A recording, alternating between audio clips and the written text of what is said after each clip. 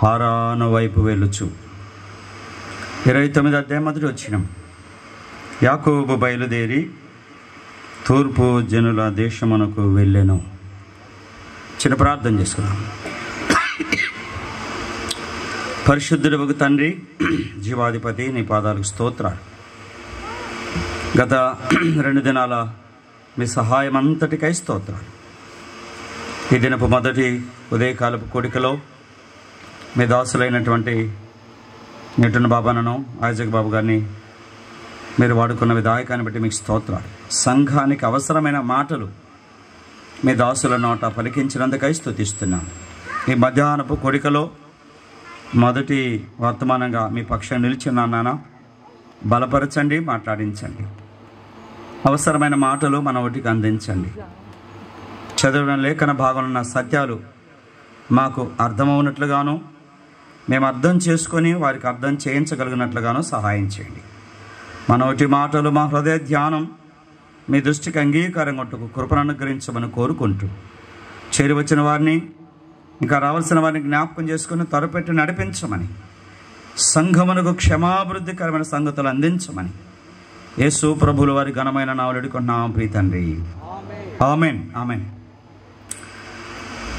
ప్రియులారా, మనం ధ్యానం చేస్తున్నటువంటి భాగంలో యాకోబు బెహర్లహారోయిలో జన్మించిన వాడుగాను, ఆ తరువాత ఆయన బెర్షాబాకు వచ్చినట్లుగాను, అక్కడ చాలా కాలం జీవించినట్లుగాను, ఆ తరువాత మరలా ఆయన బేతేలు వెళ్ళాడు, బేతేలు నుండి పెనూయేలుకు వచ్చాడని ఆయన జీవితంలో 4 స్థలాలు నేను జ్ఞాపకం చేశాను.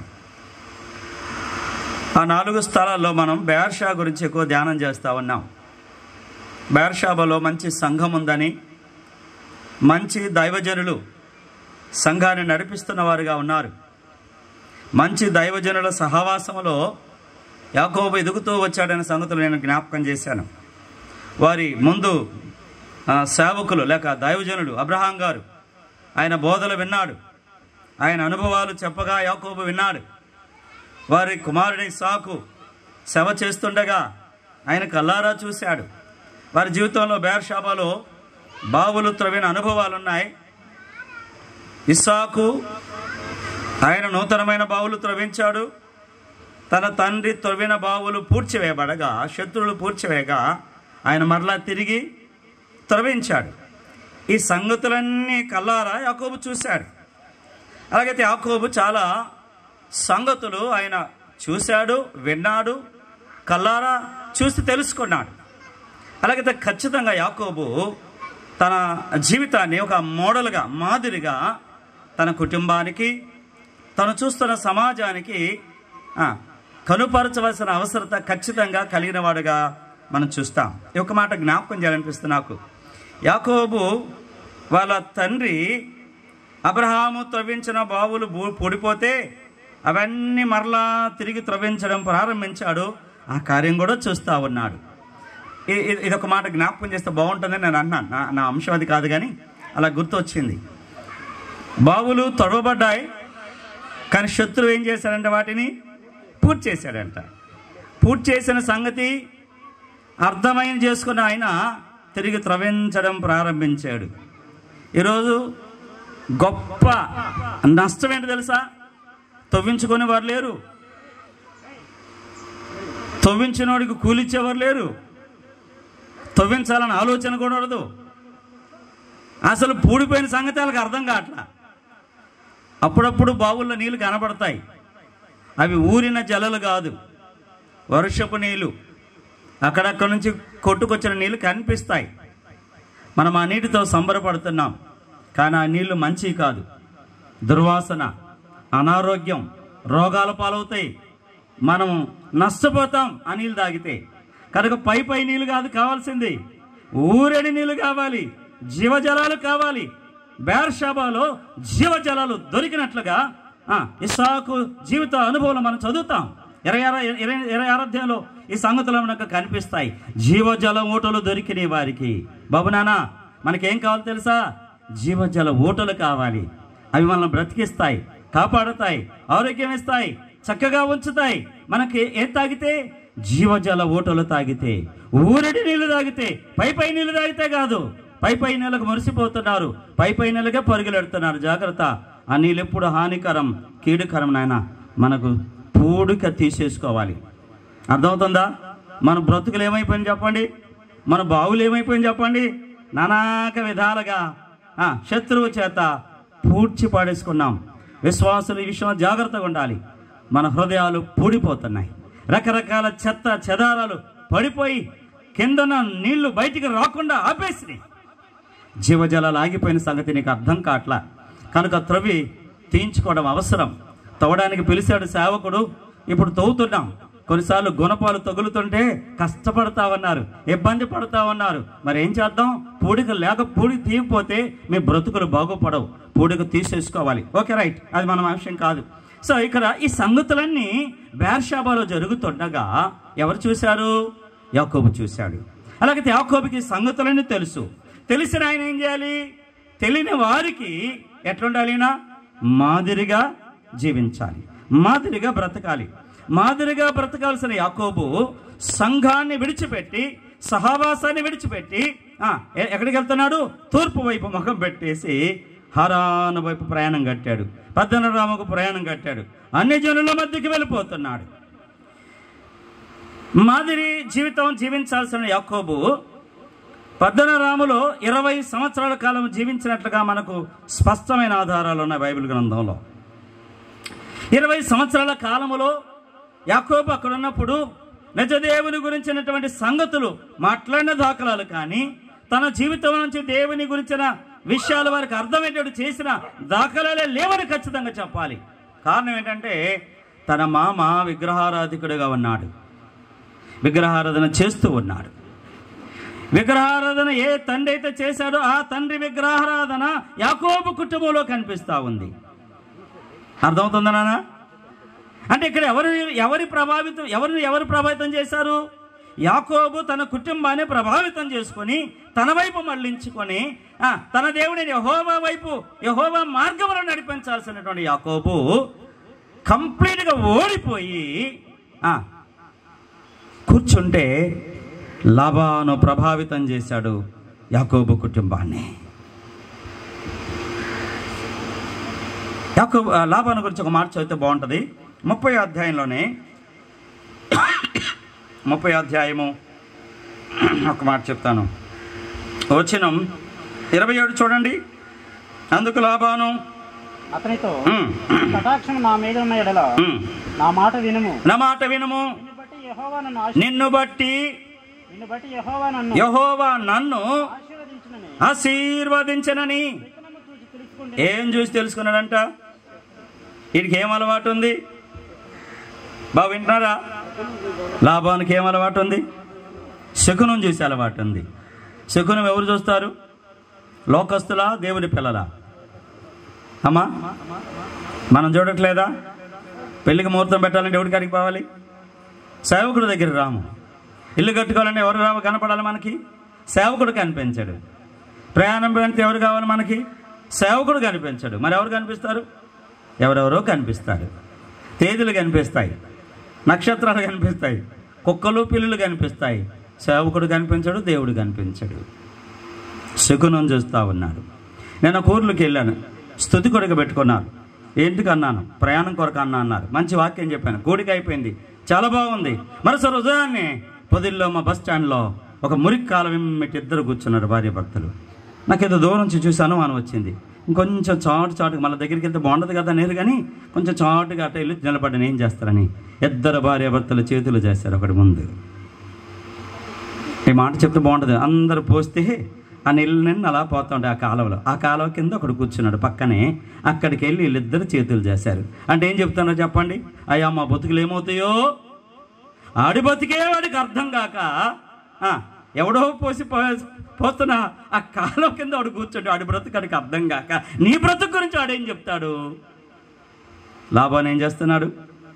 శకునాలు చూస్తున్నాడు. మరి అలవాటు ఉంది ఆయనకి. 31వ అధ్యాయం 19వ వచనం.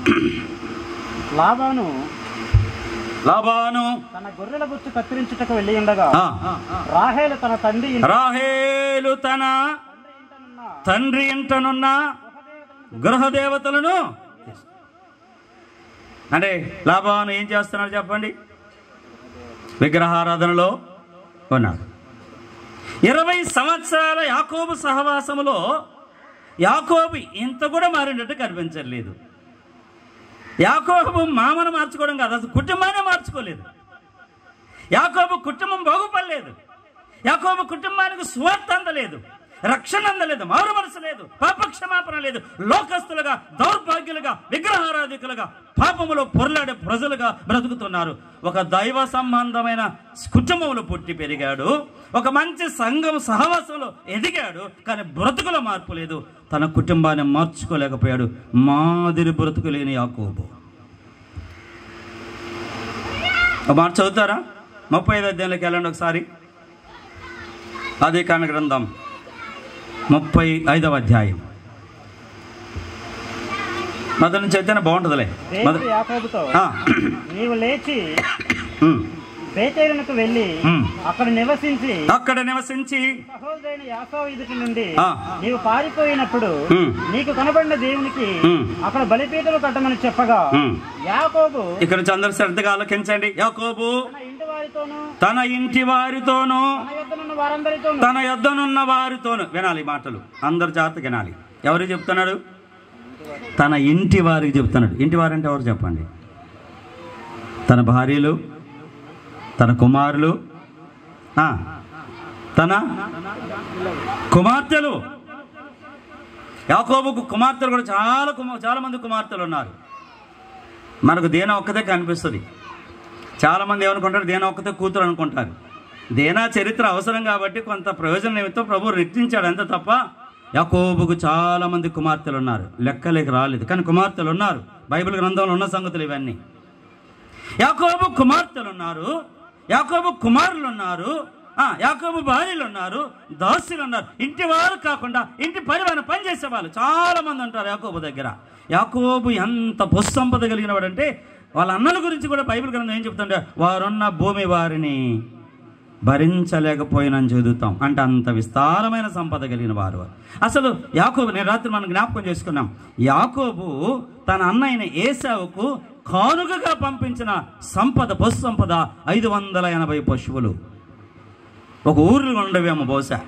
అంత పశువులను వాళ్ళ అన్నకు కానుక, ఇదివరకు తీసుకురా పెద్దోడా అని ఇచ్చేసాడు. అంత ఇచ్చాడంటే ఇంకెంత ఉండాలో ఆలోచన చేయండి. అంటే తన ఇంటి వారికి, తనతో ఉన్న వారికి, ఇప్పుడు చూడండి ఏం చెప్తున్నాడు, చదువు. తన యొద్దనున్న వారందరితోనూ మీ యొద్దనున్న ఏం పారేయాలి అమ్మ? ఏంటన్నారు? ఏం పారేయాలి? అన్య దేవతలు. ఎవరెవరు కలిగి ఉన్నారు? భార్యలు కలిగి ఉన్నారు, కుమారులు కలిగి ఉన్నారు, కుమార్తెలు కలిగి ఉన్నారు, తనతో ఉన్న వారందరూ కలిగి ఉన్నారు. అంటే ఏం జరుగుతుంది చెప్పండి? అబ్రహాము కుటుంబం నుంచి వచ్చిన యాకోబు కుటుంబంలో ఇంత ఘోరమైన దుస్థితి జరుగుతూ ఉంటే 20 ఏళ్ళు ఏం చేయకుండా కూర్చున్నాడు. యాకోబు తన కుటుంబాన్ని మార్చుకోవాల్సిన స్థానంలో ఉండి కూడా, సంఘములో ఎదిగిన వాడైండి కూడా, సత్యమును కల్లారా చూసిన వాడైండి కూడా, అసత్యము జరుగుతుంటే ఏం చేస్తాడు చెప్పండి? కళ్ళు అప్పగించుకొని చూస్తున్నాడు తప్ప ఇది తప్పురా బాబు అని అంట్లా. ఇప్పుడు మనం ఏం చేస్తామని చెప్పండి? అసత్యానికి కొమ్ము కాయట్లేదా? అసత్యం వైపు అడుగులు వేయట్లేదా? నీ పరిస్థితి ఏదైనా కావచ్చు, నువ్వు ఎందుకు వెళ్తున్నావు నాకు తెలియదు, కానీ నువ్వు వెళుతున్నది నీ మార్గం అసత్యం కాదా? నీ నిర్ణయాలు అసత్యం కాదా? అసత్యంలో లేవా? అసత్యానికి నువ్వు మీరు పరుగులు ఎత్తట్లేదా? అసత్యానికి కొమ్ము కాయట్లేదా? దేవుడు అంగీకరిస్తాడు ఈ విషయాల్లో. వాక్యానుసారము కానీ ఏదైనా అది దేవుడు అంగీకరించడు. అది మనకు తెలీదా? అవిధేయతను కప్పిపుచ్చడం కూడా నేరమే, పాపమే. దాదాపు 25 సంవత్సరాల కాలం యాకోబు ఏం చేయాలి? మాదిరి జీవితం లేనివాడుగా బ్రతుకుతున్నాడు. ప్రభు ఒక దినమని వెలిగించిన తర్వాత ఇప్పుడు మాట్లాడుతున్నారులేండి, అది వేరే విషయం. మీరు మీ దగ్గర ఉన్న వాటన్నిటిని తీసి పారేయండి అన్నాడు. మార్పుల గురించి ఇప్పుడు మాట్లాడుతున్నాడు. దాదాపు 25 సంవత్సరాలుగా మాట్లాడని యాకోబు ఇప్పుడు మాట్లాడడం ప్రారంభించాడు. అంటే అంతవరకు ఏంటి చెప్పండి? యాకోబులోనే మార్పు లేదు. మార్పు లేనని మారమని ఇంకెవరికి చెప్తాడు చెప్పండి? దేవుని ప్రజలు, రక్షించబడిన విశ్వాసులు సంఘములోను, సమాజంలోను, కుటుంబంలోను ఎట్లుండాలి?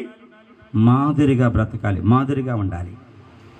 మనకు మన ప్రభు అయిన యేసు క్రీస్తు వారు మాదిరి అయితే మనం మన కుటుంబానికి మాదిరిగా ఉండాలి, మనం ఉన్న సంఘానికి మనం మాదిరిగా ఉండాలి. పేతురు రాసిన పత్రిక 2:21 వచ్చిన అనుకుంటా, క్రీస్తు మీ కొరకు బాధపడి, చదువుతారా? మీరు తన అడుగు జాడలేందో నడుచుకున్నట్లు ఆయన మీకు ఏం చేశాడంట? మాదిరి ఉంచిన. మన ప్రభు అయిన యేసు క్రీస్తు వారు మనకెంత మాదిరి, ఆయన మాటలు ఎంత మాదిరిగా కనిపిస్తాయి.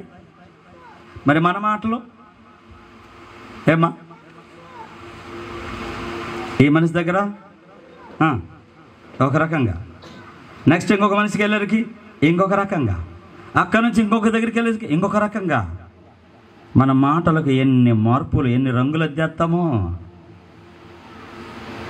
యేసు ప్రభు మాటలు మనకు మాదిరి. ఆయన ఎప్పుడు తన నోటిని పరుషంగా వాడిన పదాలు మనకు కనిపించవు. ఆయన మాటలు దయగలిగిన మాటలు, జీవితాలకు, కుటుంబాలకు ప్రయోజనకరమైన, ఆదరణ కలిగేటట్టుగా ఆయన మాటలు బయటకు వచ్చాయి. ఆయన మాటల్లో మనుగడలు అంటే జీవన విధానములో ఆయన మాదిరిగా జీవించి చూపించాడు. మనము గురిగా పెట్టుకోవాల్సింది మన ప్రభు అయిన యేసు క్రీస్తు వారిని. అపోస్తలుడైన పౌలు కూడా కొరింథీ రాసిన పత్రిక 11వ అధ్యాయం, మొదటి కొరింథీ రాసిన పత్రిక 11వ అధ్యాయం మొదటి వచనంలో ఒక శ్రేష్టమైన మాట, ఆయన ఒక సవాలుతో కూడిన మాట. నేనంటాను, భూమి మీద అలాంటి మాట మనలాంటి వాళ్ళకి చెప్పడానికి ఎవరికి చేతకాని మాట అది. ఏమన్నాడు తెలుసా? నేను క్రీస్తును పోలి నడుచుకొనుచున్న ప్రకారం మీరు నన్ను పోలి. ఎవరు చెప్తారు చెప్పండి మాట? చెప్పగలవా నీ పిల్లలకి నువ్వు? చెప్పగలవా నీ భర్తకు నువ్వు? చెప్పగలవా నీ భార్యకు నువ్వు? నీ భర్త మంచోడు కాకపోవచ్చు, కానీ నీ భర్తకు ధైర్యంగా నేను మాదిరి జీవితం కలిగిన దానను. నీ భర్తకు నువ్వు అబద్ధం చెప్పకూడదు, నువ్వు రక్షించబడ్డావు కాబట్టి. నీ భర్తకు నువ్వు దాచకూడదు, నువ్వు నమ్మినవు కాబట్టి. అబద్ధం చెప్పకూడదు, నీ పిల్లలకు అబద్ధం చెప్పకూడదు. మోసకరమైన నడవడిక నీ జీవితంలోంచి నీ పిల్లలు చూడకూడదు, నీ భర్త చూడకూడదు. అది మాదిరి జీవితం. అప్పుడే నీ భర్త మారుతాడు. నీ భార్య మారలేదా? ఆ మాదిరి జీవితం నువ్వు కనుపరచాలి. నీ భార్య ఎడట, నీ పిల్లలు ఎదుట మాదిరి జీవితం జీవించి చూపించాలి. అవసరాన్ని బట్టి నేను అబద్ధం చెప్తున్నాను, తప్పేం లేదు అని అనుకోకూడదు. నీ బ్రతుకు మాదిరిగా ఉండాలి. నువ్వు క్రీస్తును పోలి బ్రతకాలి. క్రీస్తు పోలికలు నీలో నీ భర్త చూడాలి. క్రీస్తు పోలికలు నీలో నీ పిల్లలు చూడగలగాలి. నీ భార్య నీలక నీ భర్త చూడగలగాలి. నీ ఇరుగు పొరుగు వారు చూడగలగాలి. నీవున్న సంఘం చూడగలగాలి. బయట వ్యక్తులు కూడా చూడగలగాలి. ఏమని చూడగలగాలి? క్రీస్తును మీలో చూడగలగాలి. మనము క్రీస్తును చూపించే వారంగా ఉండాలి. మనం చూపిస్తాం ఎక్కడ తెలుసా? మాటల్లో. ఏమన్నా యేసుప్రభు ఏమనుకున్నాం, మామూలు దేవుడా మా దేవుడు అని గొప్పగా చెప్పుకుంటాం. నేను ఒకసారి మా ప్రాంతంలో ఎక్కువ ఈ పండుగ లాంటి తిరణాలు లాంటివి చేయడం కూడా బహు తక్కువ. సరే, నేను మా నాన్నగారికి కొంతమంది మేము బయలుదేరి నడుచుకుంటూ వెళ్తున్నాం. అక్కడ చిన్నపాటి విగ్రహాల సంబంధం ఏదో జరుగుతుంది కార్యక్రమం. మా గ్రామానికి సంబంధించిన ఒక ఆయన మంచిగా ఫుల్గా బాగా బిగించేసి అక్కడ నిలబడినాడు. నిలవడానికి కూడా కష్టం లేకుండా ఊగుతా నిలబడినాడు. సరే, వాళ్ళ నాకు ఆవిడ అక్కడే పగలగొట్టిన కొబ్బరికాయ మొక్కలు కొంచెం బెల్లం శనగపప్పు ఏదో తీసుకుని వచ్చింది పలహారం అని. అరే యాకోబు అంది. ఏమంటమ్మో అన్న పలహారం. ఓ ఏమనుకుంటావు నువ్వు, నాకు ఇస్తున్నావేంటి అన్నాడు ఇటు పెద్ద నీళ్ళకి. ఏందిరా అన్నాడు. మేము యేసు ప్రభువుని పిల్లము. ఎవరి పిల్లలు అంటే మేము యేసయ్యను నమ్ముకున్నాము, నీ బొమ్మ దగ్గర తెచ్చి మాకు తెస్తున్నావేంటి అంటున్నాడు. ఆ మంది వరే వాళ్ళకంటే సరిపోతుంది, నీకు కూడా ఎందుకు రీగోవాలా అందామా. అర్థమైందా? ఈ నీళ్ళు కూడా ఉంది మన దగ్గర. కానీ నిజంగా క్రీస్తు పోలికలు నీ దగ్గర కనిపిస్తున్నాయా? నీ పిల్లలకి దేవుని బిడ్డ ఎలా బ్రతుకుద్దో అలా బ్రతికి చూపిస్తున్నావా నీ బిడ్డల ముందు? నీ భర్త ముందు క్రీస్తు ఎలా బ్రతకమన్నాడో అలా బ్రతికి నీ భర్త ముందు నువ్వు నిలబడుతున్నావా? ఎందుకు మారడు నీ భర్త? ఎందుకు నీ పిల్లలు మారరు తెలుసా? చెప్పనా? మనం మారలేం. యాకోబు కుటుంబం ఎందుకు మారలేదు? యాకోబు మారలేదు బంధు. యాకోబులో క్రీస్తు సారూప్యత వాళ్ళు చూడలేదు. యాకోబులో దేవుని కార్యాలు వారు గ్రహించలేదు. దేవుని కుమారుని సంగతి గ్రహింపు వారికి రాలేదు. యాకోబు తన కుటుంబాన్ని ప్రభావితం చేసుకోకపోగా లాభాన్ని బ్రహ్మాండంగా ప్రభావితం చేసుకున్నాడు. మొత్తాన్ని విగ్రహాన్ని తిప్పేశాడు, మొత్తాన్ని తన వైపు తిప్పుకున్నాడు. మనము లబో దిబోను కొట్టుకుంటున్నాం. ఎందుకు తిప్పుకోరు? అవిధేయత, అక్రమము. అక్రమం ఎందుకంటే వాక్య క్రమము కాంది ఏదైనా అక్రమమే. అక్రమము బాగానే ఆకర్షిస్తుంది. నువ్వు పరుగెత్తుకొని వెళ్తున్నావు, జాగ్రత్త, అది నష్టం. ఏ రోజైనా సరే అక్రమమైన మార్గం నుంచి నువ్వు సరైన సక్రమైన మార్గంలోకి రాక తప్పదు. యాకోబు వచ్చాడా లేదా? యాకోబు కుటుంబం వచ్చిందా లేదా? వస్తుంది, రావాల్సిందే. సత్యం ఎప్పుడైనా సత్యం అవుతుంది. యాకోబును ప్రభు ఒకరోజు దర్శించాడు. యాకోబు ఒకసారి తనకు అన్ని పోగొట్టుకున్నబడగా ఒంటరిగా మిగిలిపోయాడు. 32 అధ్యాయంలో ఏ దిక్కుగానక ప్రభు పాదాలు పట్టుకున్నాడు. ప్రభు అర్థమయ్యాడు, తన బ్రతుకు కూడా అర్థమైంది. తన బలహీనతలు ప్రభు దగ్గర ఒప్పుకున్నాడు. తన బ్రతుకును మార్చుకున్నాడు. నడక మారింది, జీవితం మారింది. అక్కడ ఒక మంచి నాకు ఇష్టమైన మాట, అతనికి సూర్యోదయమైన చదువుతాను. చాలా ఇష్టమైన మాట నాకు అది. అంటే అతని జీవితంలో ఉన్న చీకటి తొలగిపోయింది, పాపం తొలగిపోయింది, అవిధేయత తొలగిపోయింది, భ్రష్టత్వం తొలగిపోయింది. దేవునికి దూరమైన ప్రతి పరిస్థితి తన హృదయం నుంచి తొలగిపోయినప్పుడు, పరిస్థితులు తేటతెల్లమైనప్పుడు ప్రభు అర్థమయ్యాడు, దేవుడు అర్థమయ్యాడు, దైవ సంబంధమైన కార్యాలు అర్థమైనాయి. ఇప్పుడు కుటుంబాన్ని చెప్పుకున్నాడు, రండ్రా బాబు మనందరము బెతేలుకు వెళ్దాం అన్నారు. ఎవరు గుర్తొచ్చారు? దేవుడు గుర్తొచ్చాడు, ఆరాధన గుర్తొచ్చింది, సంఘం గుర్తొచ్చింది, సహవాసం గుర్తొచ్చింది, తనకున్న అవిధేయమైన పరిస్థితులు గుర్తొచ్చినాయి. మరొకసారి చదవండి అన్న 35వ అధ్యాయము 3వ వచనం అనుకుంటాను, లేక 3 చదవనా. యాకోబు తన ఇంటి వారితోనూ మీ యొద్దనున్న అన్ని దేవతలను పారవేసి మిమ్మును మీరు వింటున్నారమ్మా, మిమ్మును మీరు ఏం చేయాలంట? శుచిపరచుకొనుడి, మీ వస్త్రములను మార్చుకోండి. మలినమైన వస్త్రాలతో బ్రతుకుతున్నారు, మలినమైన వస్త్రాలతో బ్రతుకుతున్నారు. మంచి వస్త్రాలు అనుకున్నారు అప్పుడు దాకా వాళ్ళు. వారి వస్త్రాలు మంచి అనుకున్నారు, మేము బాగానే ఉన్నాం అనుకుంటూ వచ్చారు. ఎంతకాలం? దాదాపుగా 25 సంవత్సరాల కాలం మేము బాగానే ఉన్నాం, మేము బాగానే, మాకేంటి మాకేంటి మాకేంటి అనుకుంటూ వచ్చారు. ప్రభు దర్శించగా బ్రతుకుల బండారం బయటపడింది. ప్రభు దగ్గరికి వస్తేనే నీకు సమస్తం అర్థమయ్యేది.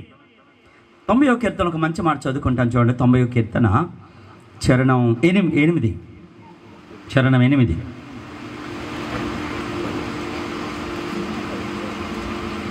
మా దోషములు నీవు నీ ఎదుట ఉంచుకొని ఉన్నావు. ఈ మాట అందరు జాగ్రత్త. నీ ముఖ కాంతిలో మా సమస్త పాపములు ఎక్కడికి వస్తే కనబడతాయి? అమ్మా వింటున్నారా బాబు? వింటున్నారా? మన ముఖం ఎంత బాగుందో మనకి ఎట్లా అర్థమో చెప్పండి. అద్దం ముందుకు వెళ్తే తప్ప మన బ్రతికేంటి మనకి అర్థం కాదు. ప్రభు అయిన యేసు క్రీస్తు వారి దగ్గరికి రాకపోతే, దేవుని లేఖనముల దగ్గరికి రాకపోతే, వాక్యపు వెలుగులో నువ్వు నిలబడకపోతే నీ బ్రతికేంటో నీకు అర్థం కానీ కాదు. ఒకసారి చెప్పినట్టు గుర్తు అయినా జ్ఞాపకం చేస్తున్నాను. నేను 5th క్లాస్ చదువుతాను కనిగిరిలో. అప్పుడు ఇంత పరిస్థితులు డెవలప్మెంట్లో లేవు. మా మేడం గారు నన్ను పిలిచి 10 రూపాయల కాగితం ఇచ్చింది. ఆ రోజులు 10 రూపాయలు అంటే చాలా ఎక్కువ. నేను చెప్పేది ఆల్మోస్ట్ చాలు 53-55 లోపల అంత ఆ కాలంలో. సరే, మొత్తానికి నేను తీసుకొని వెళ్ళాను.